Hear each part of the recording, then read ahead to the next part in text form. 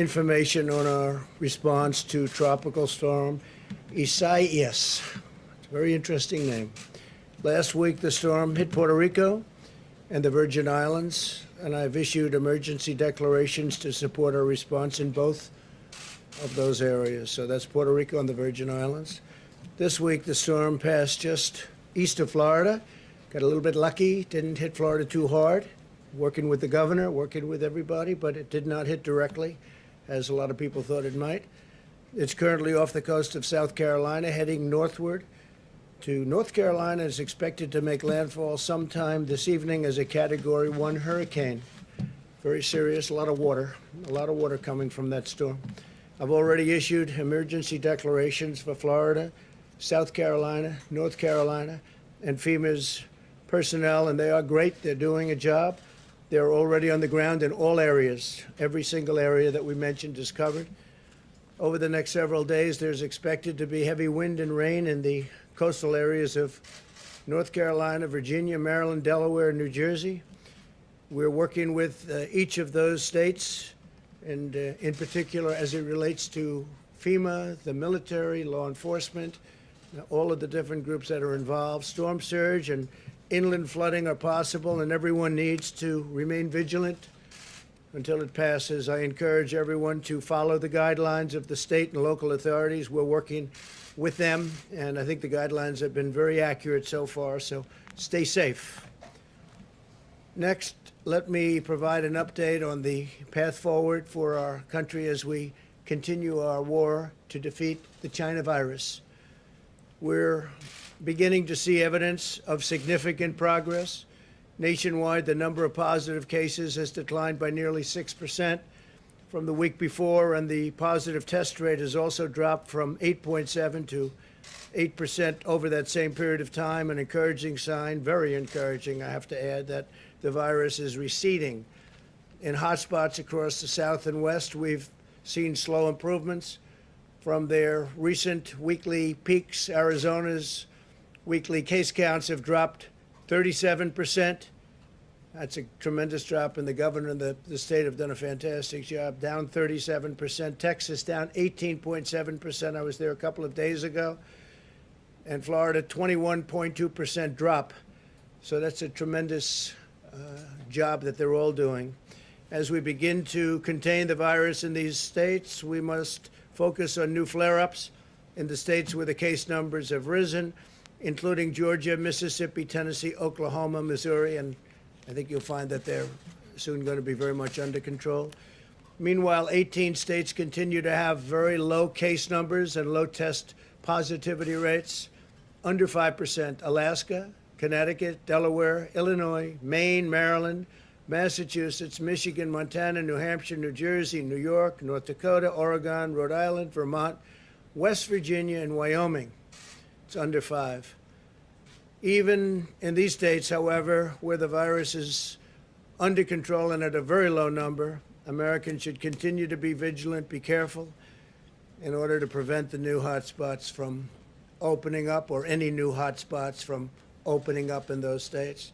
To that end, I urge all Americans to continue to socially distance, wash your hands, wear a mask when you cannot avoid crowded places, and to protect the elderly. Very, very important. Protect the elderly. It's much different. Young children have very strong immune systems. We've learned how strong they are. But protect the elderly. The average age of those who succumb to the virus is 78 years old. That's the average age. It's important for all Americans to recognize that a permanent lockdown is not a viable path toward producing the result that you want, or certainly not a viable path forward, and would ultimately inflict more harm than it would prevent. As we're seeing in foreign countries around the world where cases are once again surging, you have many places where we thought they were under control and doing a great job, and they are doing a great job, but this is a very tough, invisible enemy. Lockdowns do not prevent infection in the future. They just don't. It comes back. Many times it comes back. The purpose of a lockdown is to buy time to build capacity, especially as it with respect to hospitals, learn more about the disease and develop effective treatments as we did in the United States. We're doing very well with the vaccines and the therapeutics. Countries where there have been very significant flare-ups over the last short period of time are Spain, Germany, France, Australia, Japan, and also, as you probably heard, in Hong Kong, they've had some very serious flare-ups. Japan has gone, a lot of six-fold flare-up. That's a lot, but they'll get it under control. In our current phase, we must focus on protecting those at highest risk while allowing younger and healthier Americans to resume work and school with careful precautions. Ideally, we want to open those schools. We want to open them. At the same time, we're placing an emphasis on continuing to drive down the mortality rate with improved care, treatment, and medical interventions, building a bridge to the introduction of a vaccine. The vaccines are coming along incredibly well. Today, I'd like to also provide an update on the actions of my administration and the work that we've done.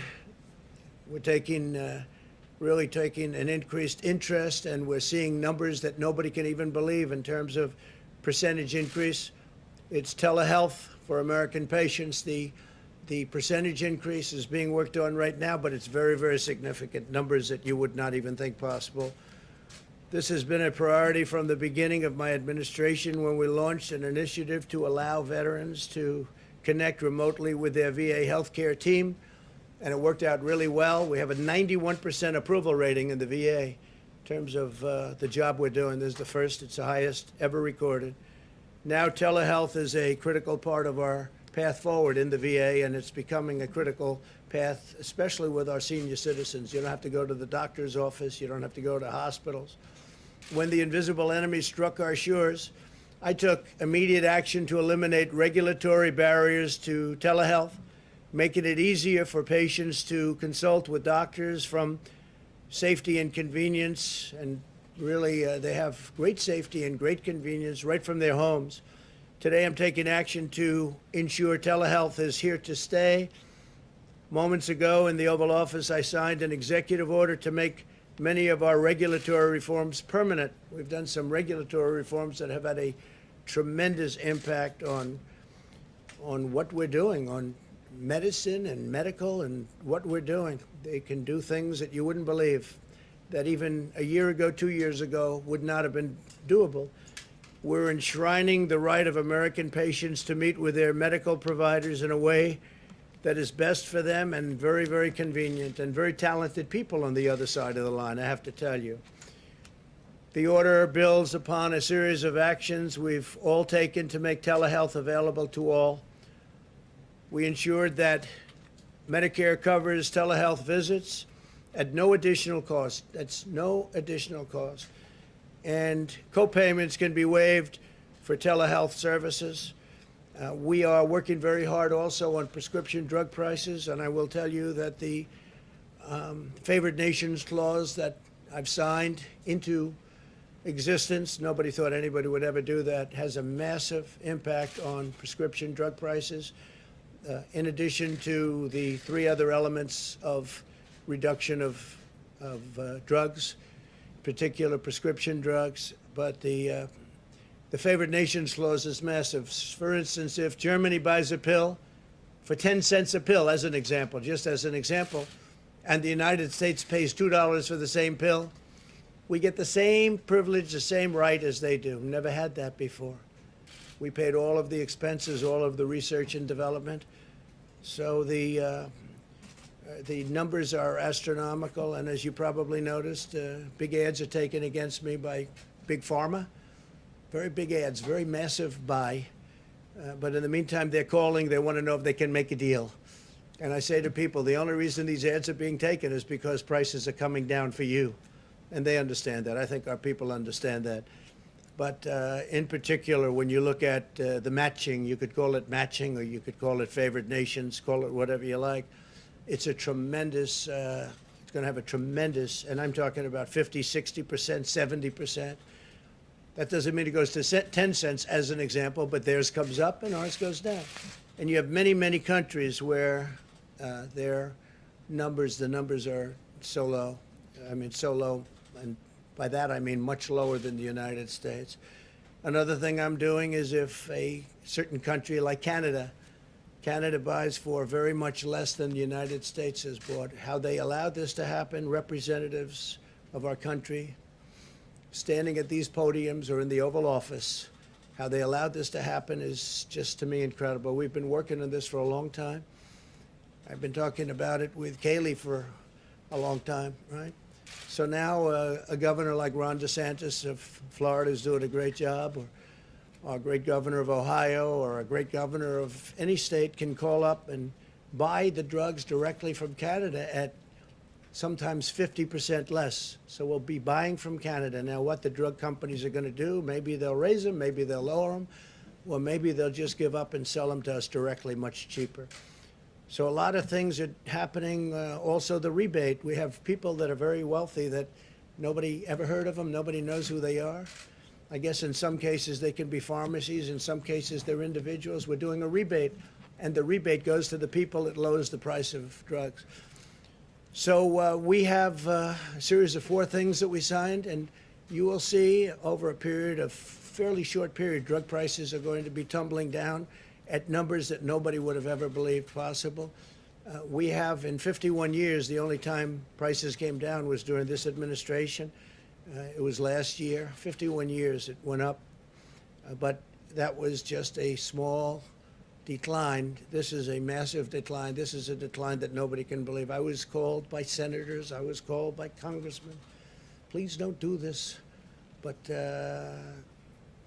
Big Pharma doesn't mean anything to me other than we want them to do a great job. We want them to get their vaccines. We want them to do what has to be done. So I think you're going to see drug price reductions over the next 4 or 5 or 6 months. It'll probably take a little while to kick in, that are going to be at numbers that you wouldn't believe. But in the meantime, they called on Friday afternoon. They want to meet, see if they can do something else. They don't like favored nations clauses. I understand that.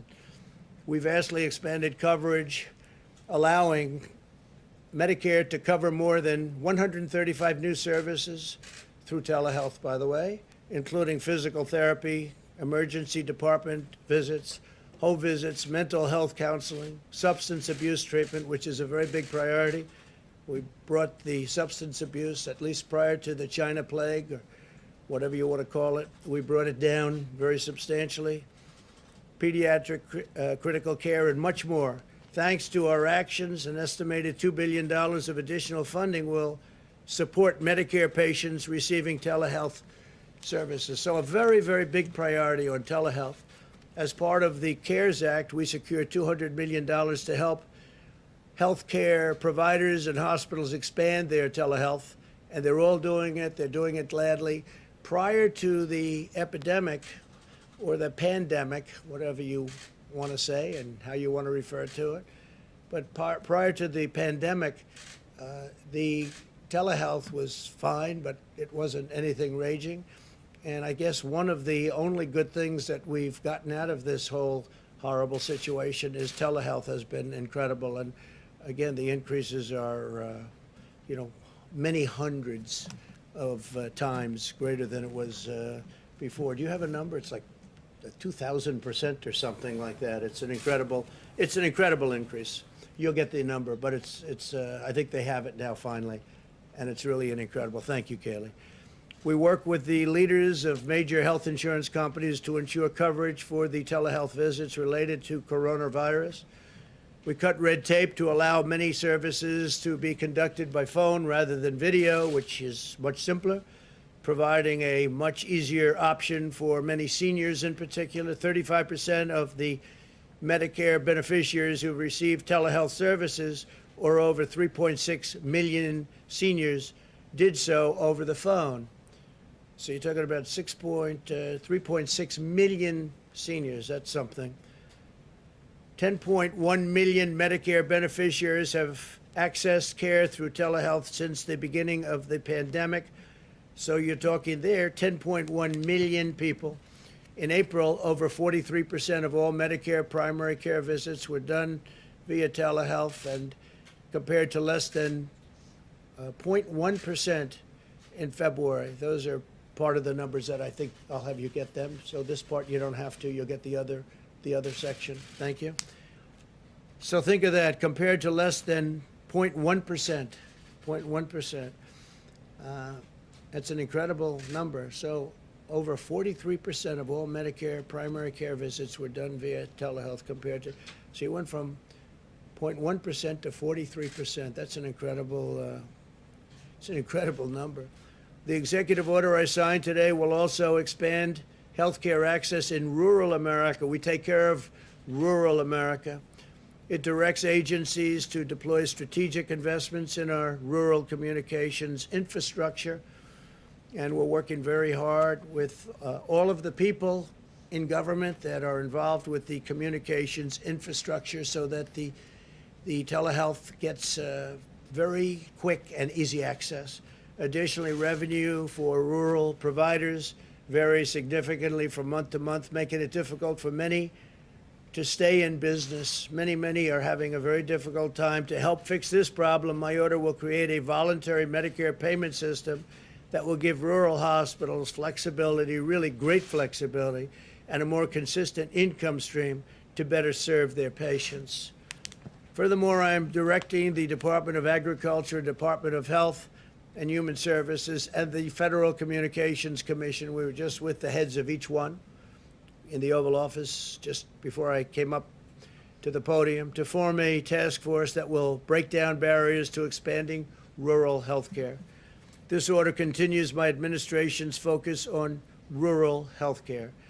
We allocated nearly $165 million through the CARES Act to support nearly 1,800 small rural hospitals who have done an incredible job, as well as $11.5 million to expand technical assistance for rural and underserved areas. We allocated another $10 billion to 2,000 rural hospitals and more than 2,400 rural health clinics. We waived burdensome licensing, certification, and registration requirements, which took tremendous amounts of time. And these are people that had great reputations and great track records for practitioners that serve on the front lines in rural areas, allowing more medical personnel to serve their wonderful patients. We're also, in terms of PPE, ensuring that the state and local areas have the supplies they need. We've been supplying hospitals and cities and states, governors, helping governors at a number that nobody's ever heard of before. 15,440 nursing homes have received a second shipment of personal protective equipment. They're very much stocked up. They're in great shape. They all have the ventilators, all the ventilators they need. They have actually more than they need. And their equipment, medical equipment, is in very, very good shape. They're full. My administration has worked with the private sector to deliver over 100 million N95 respirators, 85 million gloves, and nearly 250 million face coverings nationwide. We continue to make the extraordinary progress that we've been talking about together on vaccines and treatments under Operation Warp Speed, which is very exciting, most exciting. Last week, we distributed 2,979 cases of remdesivir, which is proving to be extremely powerful and good, enough to treat more than 19,000 patients, had great results. This includes 500 cases for Florida, 500 for Texas, 300 for California, 200 for Ohio, and 150 for Arizona and Georgia. And those numbers will be going up rapidly as we move along. Hospitals are reporting an adequate supply of steroids such as dexamethasone that are used successfully in late-stage illness. They've been very good. We're also very encouraged about the prospects for plasma therapies, and that we're working on, and that's a brilliant art. It's really an art. And we launched a national plasma drive last week. I was at the Red Cross building with the American Red Cross and 13 other healthcare organizations.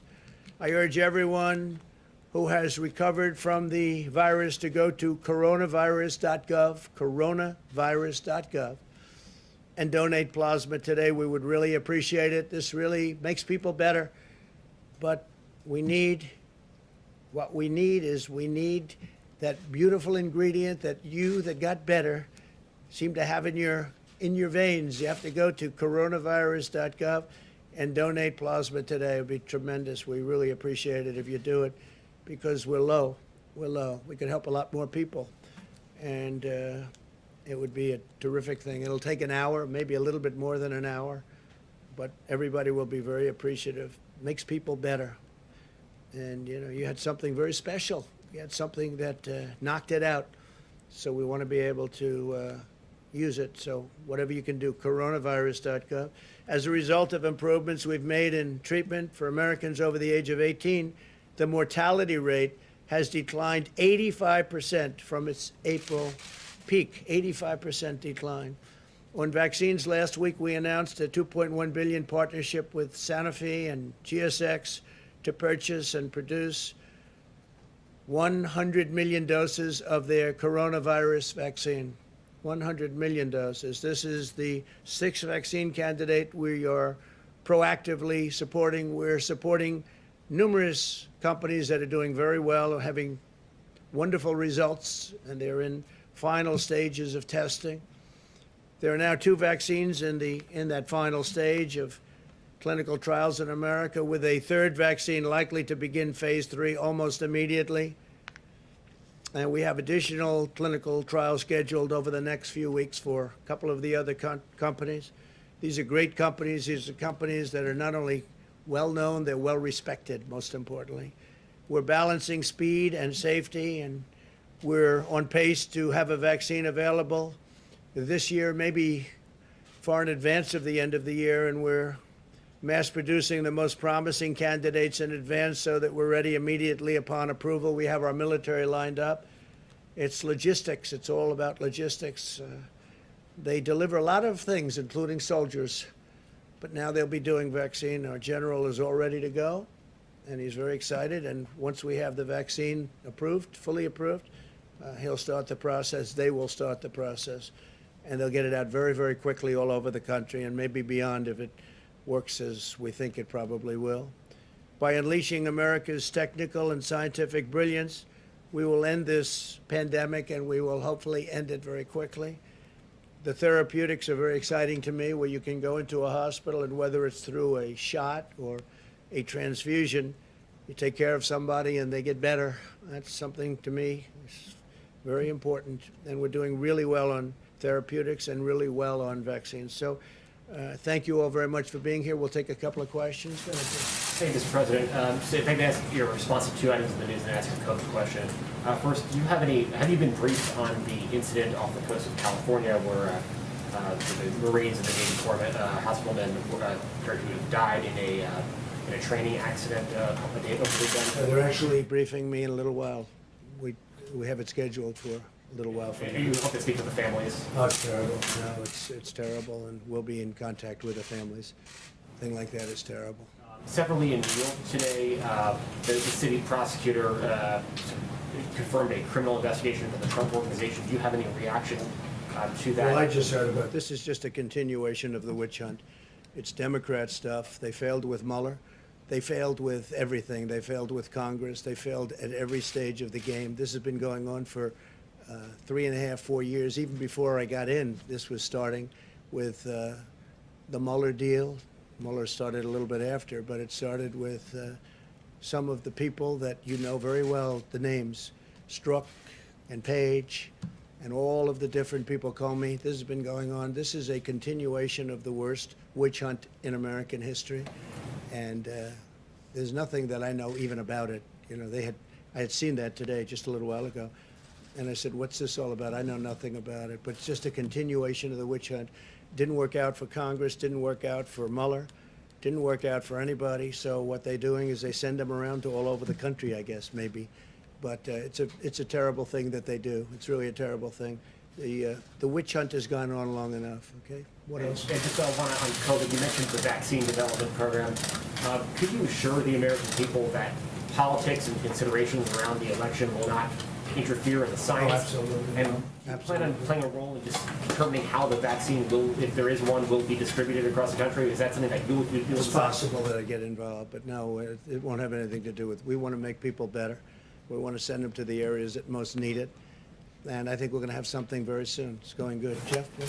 Mr. President, you said today in a tweet that Dr. Birx was taking bait from Speaker Pelosi. What did you mean by that, considering that she was just describing the facts about the case of the pandemic right now across the country? Well, I think we're doing very well, and I think that we have done as well as any nation. If you really look, if you take a look at what's going on, especially now with all these flare-ups on nations that they were talking about. And don't forget, we're much bigger other than India and China. China's having a massive flare-up right now. India has a tremendous problem.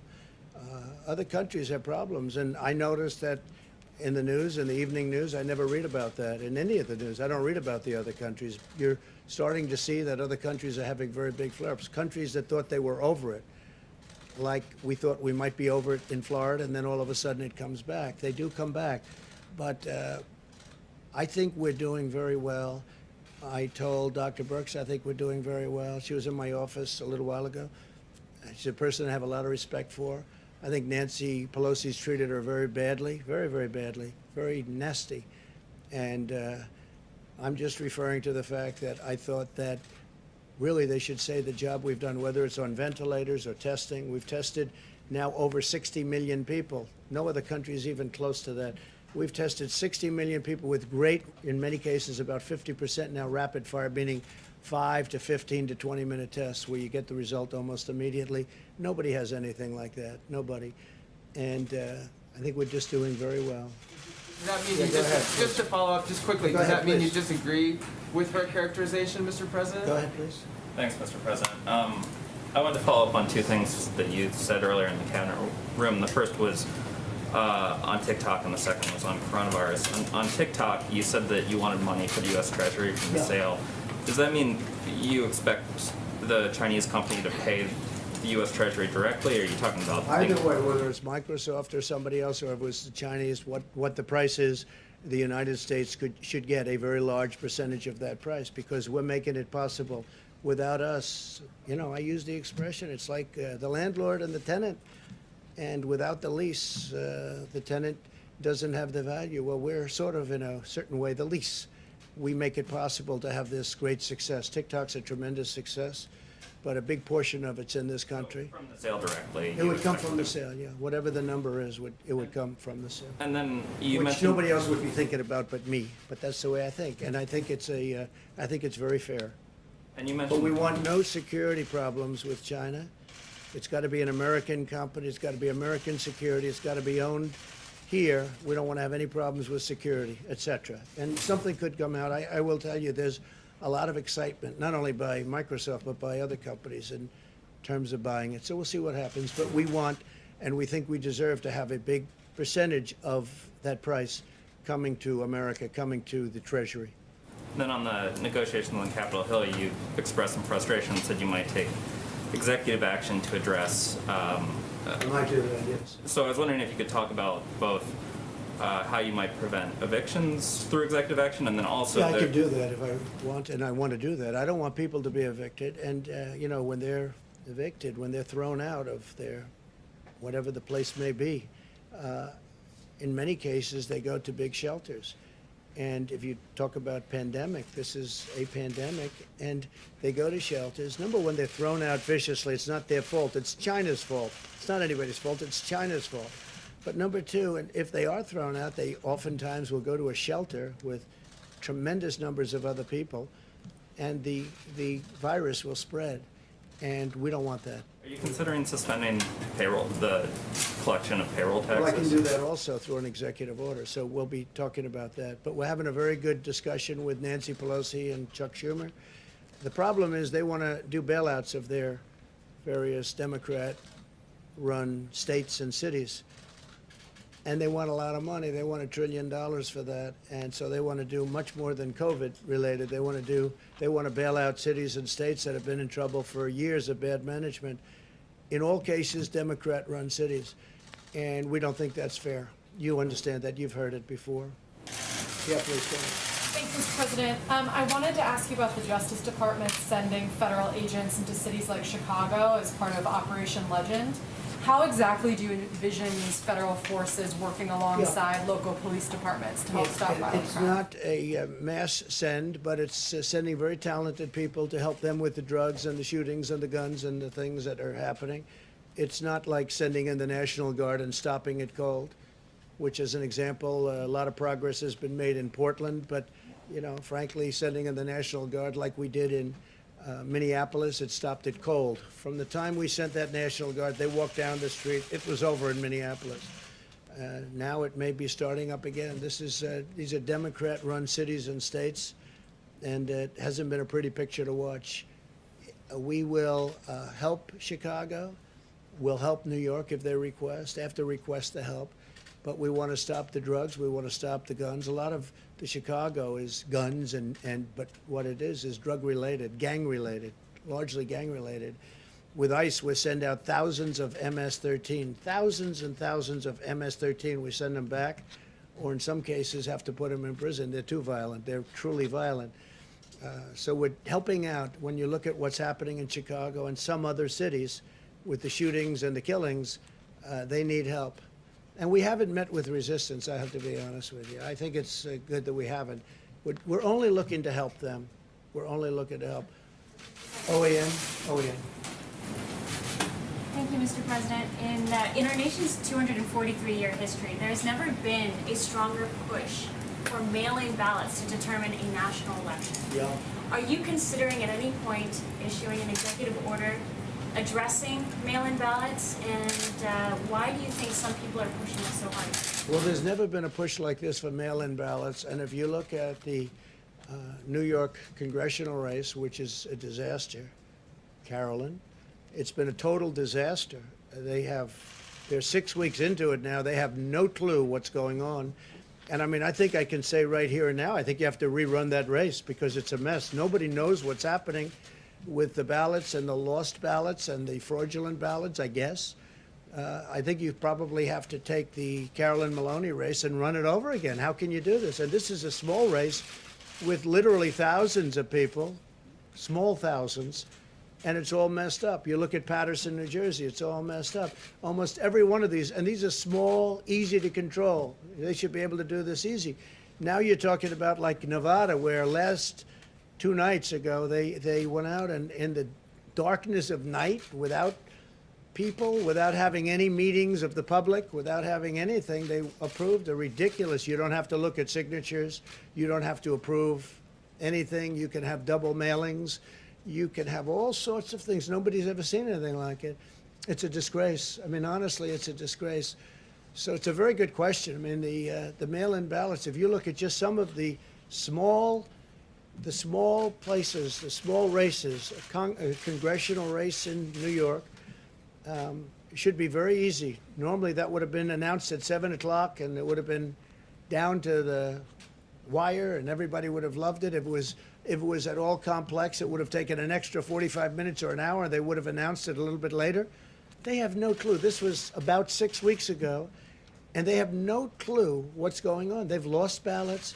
There's fraudulent ballots. How are you going to do that for an entire nation? They're using COVID to try and get the mail-in ballots. Now, absentee ballots are great. Absentee ballots, they have to request them. They go through a process. They get them.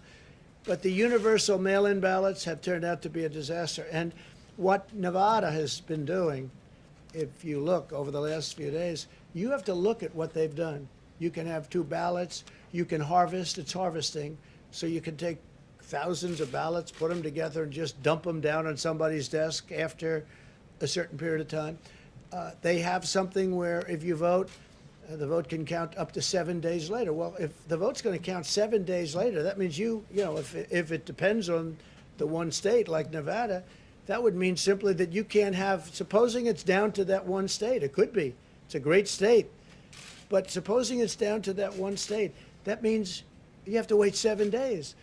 But they won't have it there. This is something that's so messed up. And by the way, I have to say, the post office for many, many years has been, you know, run in a fashion that hasn't been great. Great workers and everything, but they have old equipment, very old equipment.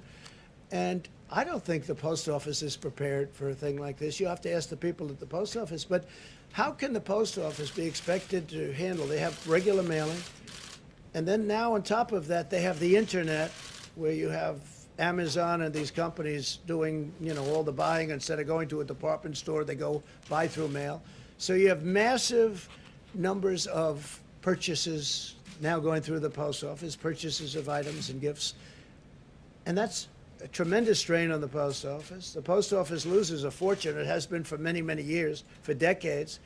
So now on top of it, it has this. And the Amazons of the world and the others, they pay very, very little money. They lose money on the post office loses money, which is ridiculous, on every package it delivers. But now on top of that, and I'm not just referring to Amazon, I'm talking about all of the competitors, if there is such a thing to Amazon. There will be, but if there is such a thing. But now on top of that, you'll have somebody like the governor of Nevada come out with this massive plan out of nowhere to take millions of ballots and send them all over the place. You'll never know who won that state. It'll get messed up just like New York and just like Paterson, New Jersey, and just like many other places. In West Virginia, they indicted a postman for doing something very bad, you know that? But there are many cases all over the country. If you look, you'll be able to find, there's a list of them all over the country, and that has to do with universal mail-in. Again, absentee is great. It works. Like in Florida, they'll do absentee. It really works. But universal mail-in ballots is going to be a great embarrassment to our country. Is there an executive order on this? Well, I have the right to do it. We haven't gotten there yet, but we'll see what happens. We will be suing in Nevada, and that's already been taken care of. We'll probably file something tomorrow. I do want to say that we're going to be introducing a tremendous health care plan sometime hopefully prior to the end of the month. It's just about completed now. In addition, next month we'll be doing the immigration plan. So we'll be doing that in September. We'll be doing sometime during this month the health care plan. And I think that'll be before the end of the month. And I think it'll be very impressive to a lot of people. Thank you very much. Thank you. The Postal Service says it has capacity for the election period. Mr. President, the Postal Service released a statement saying it has ample capacity for the election. That's not true what you just said, Mr. President.